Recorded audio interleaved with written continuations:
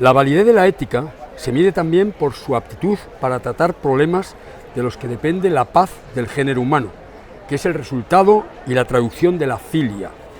La paz, como expresión de la filia, es valiosa más que por sus beneficios pragmáticos, porque constituye un objeto y un objetivo ético y a la vez político. Ahora bien, es por el poder por lo que se lucha, por la hegemonía temporal o espiritual, por la libertad, que es la independencia de un poder, o también por la riqueza, que es también un poder, directo sobre las cosas e indirecto sobre las personas y las sociedades. ¿Cómo podrá ejercer un poder un dirigente pacífico? Soy Tomás Alfaro, profesor de la Universidad Francisco de Vitoria, profesor de Humanidades y profesor de Dirección Financiera. Hola Tomás, buenas tardes, bienvenido a la Feria del Libro de Madrid, a la Plaza de la Ciencia y de las Universidades. Gracias a vosotros. Bueno, magnífica pregunta, ahora la releemos. Eres, esto que has dicho, profesor de la Facultad de la Universidad Francisco de Vitoria y traductor del libro Ética para dirigentes, que es lo que nos trae aquí. Así es. Escrito por Henry Hu. Sí, muy bien, fenomenal. Bien, el prólogo es de Jaime Mayor Oreja, publicado por la editorial Universidad Francisco de Vitoria. Así es. Vuelve a leerme, por favor, esta frase. La última. La última, que me ha encantado. Me alegro que esta te haya pregunta. gustado. ¿Cómo ejercerá el poder un dirigente pacífico? ¿De esto va este libro? De esto va este libro. Este libro es un libro que va de esto, pero no va solo de esto. O sea, esto es una parte importante del libro. Este libro es un libro que tiene tres partes. Una primera parte se llama ser persona, ser hombre, porque los seres humanos somos personas por el hecho de nacer. Pero a lo largo de nuestra vida podemos ser capaces de desarrollarnos como personas o de estancarnos o incluso retroceder. Entonces, este libro también lo primero que pretende es, por un lado, hacer ver a todo el mundo, que el desarrollarse como personas es una tarea ética que tiene que llevar a cabo cada uno en su vida. Esa sería la primera parte. La segunda parte es ser ciudadano, porque la ciudadanía es algo más que ser persona. La ciudadanía, ejercer la ciudadanía, es un soporte imprescindible para la democracia. No me acuerdo a quién le oí la frase o dónde leí la frase que dice: no puede haber una democracia mejor que los ciudadanos que la forman. Por tanto, es una responsabilidad ética también de nosotros, como ciudadanos de sociedades libres, el saber a qué nos obliga ser ciudadanos. Una obligación que, como somos libres, podemos ejercer o no, pero que si no la ejercemos, tenemos menos derecho a quejarnos de cómo somos dirigidos políticamente que si nos ejercemos nosotros nuestras funciones como ciudadanos. Entonces, este libro, en la segunda parte, lo que hace es énfasis en la ciudadanía, cómo desarrollarnos nosotros como ciudadanos. Y la tercera parte, que es construyendo la paz, es la que va más directamente, aunque no únicamente, dirigida a los políticos. Los políticos o los dirigentes en general. Los políticos o dirigentes en general tienen que saber que están dirigiendo a personas, con lo que eso significa, y a ciudadanos, con lo que eso significa.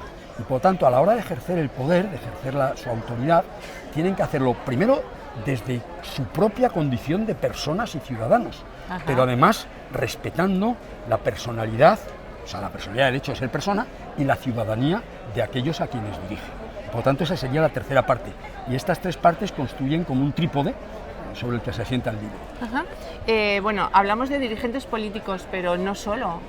¿A quién va dirigido este libro? O sea, Sí. O sea, cuando Enrique lo escribe, o sea... Bueno, el libro en su francés original, porque el libro original es francés, se llama Éthique des décideurs, es decir, ética de los decididores. Pero claro, decididores no es una palabra española, con lo cual yo lo traduje por ética para dirigentes, que es un concepto muy amplio, pero no tan amplio tal vez como décideur. ¿Con esto qué quiero decir? Que va dirigido a todo aquel que de alguna manera tiene ascendiente de poder, de autoridad, aunque sea autoridad moral, tiene ascendiente sobre otras personas, para saber cómo ejercer esa autoridad o ese poder sobre otras personas. Y esto puede ser dirigentes en el ámbito político, por supuesto, pero también en el ámbito empresarial, o en el ámbito familiar incluso, o en el ámbito, no sé, el ámbito de amistades donde uno puede tener ascendiente. O sea, es un libro que va a todo aquel que puede tener un ascendiente sobre los demás. Pero no solamente eso, sino que para cualquier ciudadano y para cualquier persona, pues el darse cuenta que el construirse como persona y el construirse como ciudadano es algo más que dejarse llevar y que a veces es una tarea dura y difícil, pero que tenemos que hacer, es muy importante para cualquier persona, para cualquier ciudadano. Por eso este libro ha dirigido fundamentalmente a dirigentes políticos, pero también otro tipo de dirigentes, empresariales y de otro tipo, pero también para la gente en general, para aprender a ser buenos ciudadanos y personas. Ajá. Tomás, sin destripar el libro, Ética para dirigentes, ética, dime algunos de los conceptos claves que se trabajan, sobre los que se reflexionan ahí. Sí, bueno, son muchos los conceptos, pero yo diría que un concepto fundamental, que lo voy a decir ahora, pero luego lo volveré sobre él, es el concepto griego de la filia.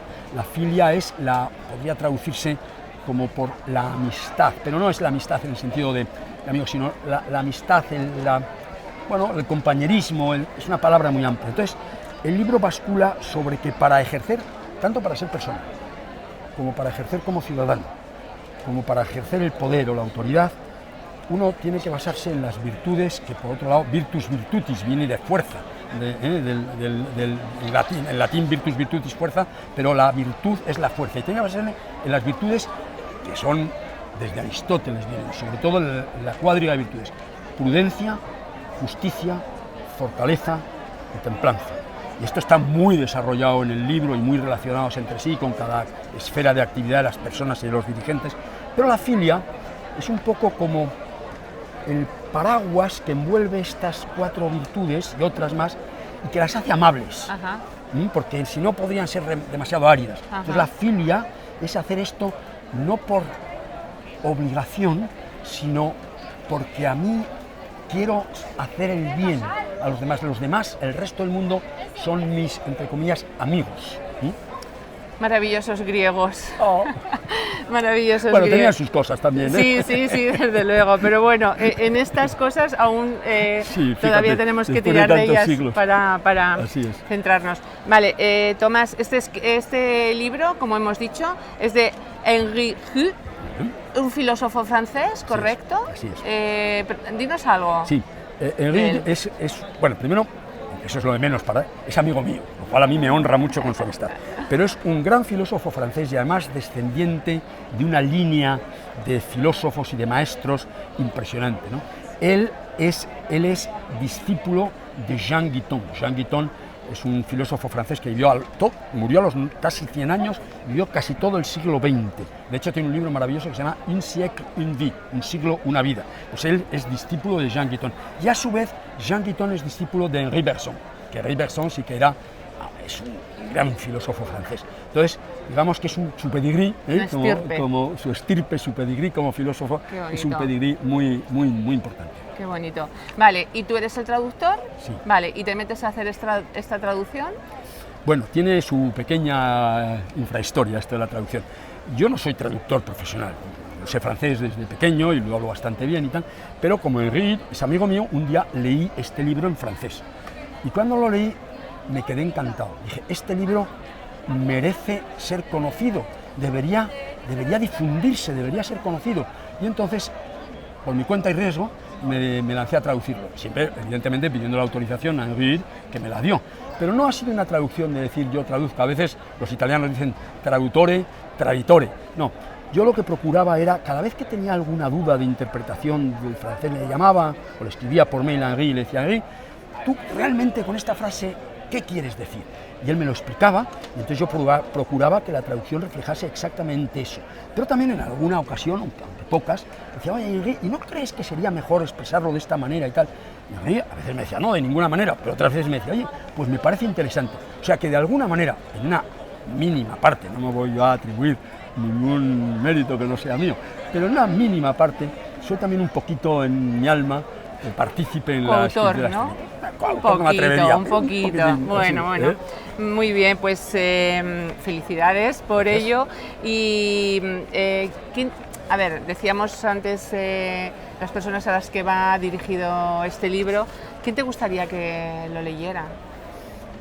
No digo nombres, ¿verdad? No decimos nombres. No decimos nombres. Decimos perfiles. Perfiles. Bueno, a mí me gustaría, en primer lugar me gustaría que lo leyesen todos los políticos españoles. Y digo españoles porque soy español y por lo tanto pues soy dirigido por políticos españoles y me gustaría que lo leyesen, porque en mayor o menor medida todos podrían sacar lecciones importantes de este libro. Entonces, primera cosa, por supuesto me gustaría que lo leyesen políticos de todos los países y también me gustaría que lo leyesen todas aquellas personas que tienen llamémosle poder, autoridad, influencia sobre otros, dirigentes empresariales, dirigentes sindicales, familias, comunidades, todo, porque la verdad es que hay eso.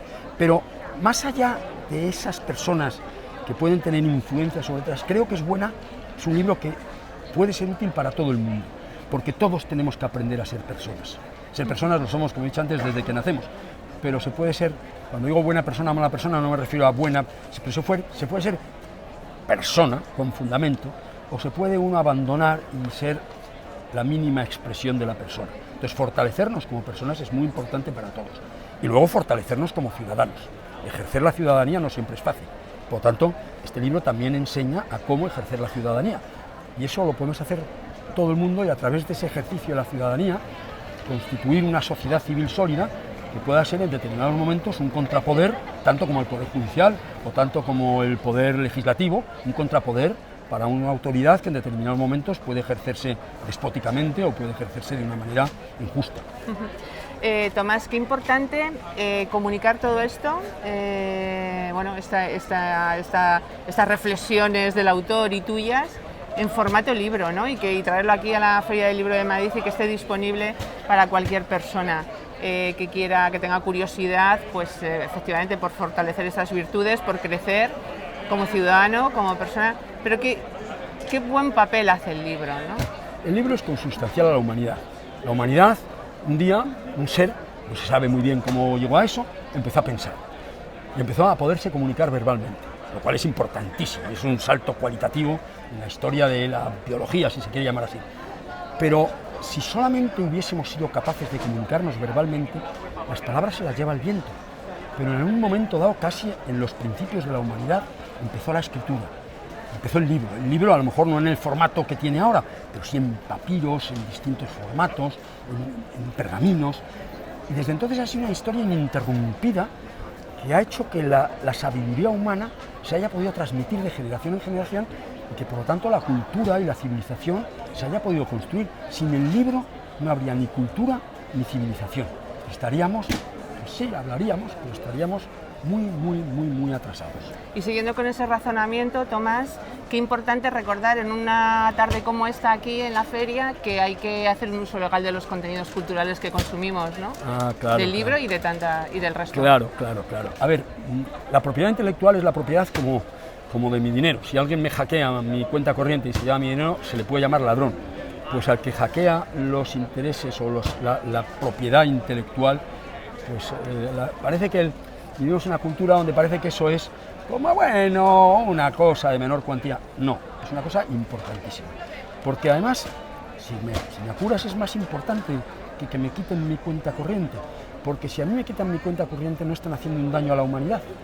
Pero si no respetamos la propiedad intelectual, estamos desincentivando a los autores para que pongan sus ideas por escrito. Y si desincentivamos a la gente a que ponga sus ideas por escritos, a los que tienen ideas que transmiten a los demás, pues estamos atentando contra lo que hemos dicho hace un momento, que es el libro, que es el sustrato de la civilización y de la cultura. Entonces, es un pilar fundamental el tema de los derechos de propiedad intelectual. Qué bueno recordarlo y sobre todo vosotros que sois investigadores, que dedicáis tanto tiempo a investigar, a leer, a luego procesar todo eso, a añadir vuestras ideas, vuestros razonamientos y seguir produciendo cultura. Y venís aquí a la Plaza de la Ciencia y de las Universidades a firmar libros, a ofrecerlos al público. ¿Qué significa para ti? Para mí es una maravilla, Ya he venido en alguna otra ocasión. Podría contar anécdotas que me han ocurrido, que las guardo como cosas deliciosas en mi vida. Y para mí el estar aquí, el ver pasear a la gente que viene aquí, que una vez tiene la sensación, la gente no lee, la gente se inculta, pero cuando vienes aquí y ves a la gente paseándose, a lo mejor compran, a lo mejor no compran, pero se paran, ojean, miran, despiertan, eso te sube la moral. Dices, hay esperanza, hay gente que está interesada en el conocimiento y en aprender, y entonces pues eso es una maravilla. Y luego cuando estás aquí y alguien mira tu libro y te pregunta sobre él, y puedes explicarle y ves que le estás ilusionando y que al final lo compra y te lo firma, más allá de que hayas vendido un libro, o sea, yo como traductor además prácticamente no, es esa satisfacción íntima de que sabes que has transmitido un poquitito de tu vida.